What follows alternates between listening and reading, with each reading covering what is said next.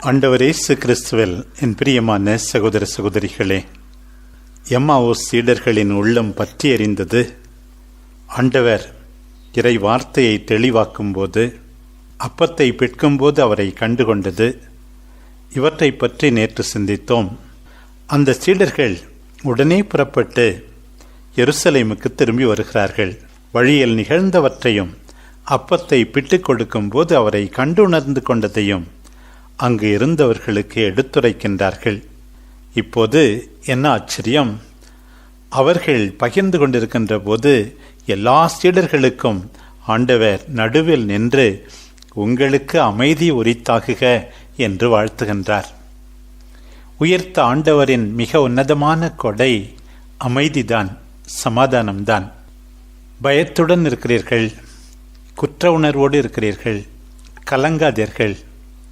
உங்களை மன்னிக்கிறேன், உங்களை மகிழ்ச்சியால் நிரப்புகிறேன் என்று உயர்த்த ஆண்டவர் சமாதானத்தை, அமைதியை அவர்களுக்கு வழங்குவதை நாம் பார்க்கின்றோம்.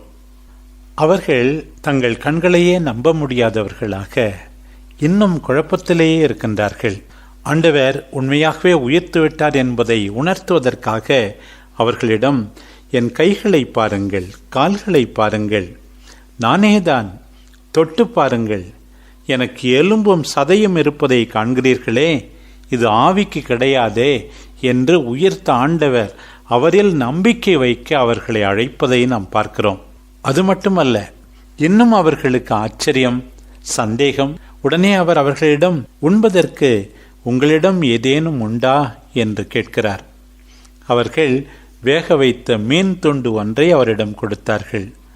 அதை அவர் எடுத்து அவர்கள் முன் அமர்ந்து உண்டார். பாருங்கள், கைகளை காண்பித்தவர், கால்களை காண்பித்தவர், தாம் ஆவி இல்லை என்று நிரூபித்தவர் இன்னும் ஒருபடி மேலே சென்று அவர்கள் முன் வேக வைத்த மீன் துண்டை உண்டு தான் உண்மையாகவே உயிர்த்துவிட்டேன் என்பதை புரிய வைக்கின்றார் அவர்களுக்கு.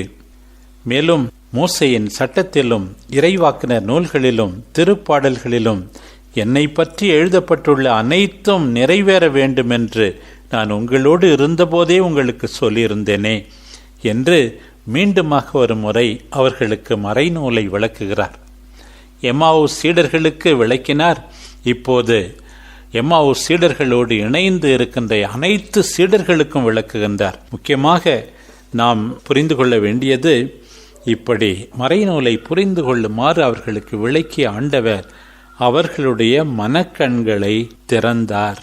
நம்முடைய மனக்கண்கள் இன்றைக்கு திறக்கப்பட வேண்டும்.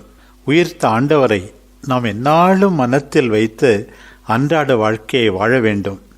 உயிர்த்த ஆண்டவரில் நம்பிக்கை கொள்கின்றவர்கள் பாவ மன்னிப்பு பெற மனம் மாற வேண்டும். மற்றவர்களை மனமாற்றத்திற்கு அழைக்க வேண்டும். அத்தகைய மனமாற்றத்திற்குத்தான் பேதுரு மக்களை அழைக்கின்றார். கால் ஊனமுற்றிருந்தவர் நலமடைந்த பின் எல்லா மக்களும் திகிலுற்று சாலமோன் மண்டபம் எனும் இடத்திற்கு கூடி வருகின்றனர். எல்லாரும் வியப்படைந்தார்கள். பேதுரு தம்முடைய சொந்த வல்லமையாலோ இறைப்பற்றாலோ அவரை நடக்கச் செய்யவில்லை.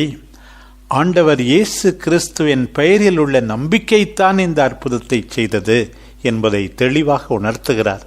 அதே நேரத்தில் அந்த மக்கள் செய்த தவற்றையும் சுட்டி காட்டுகின்றார்.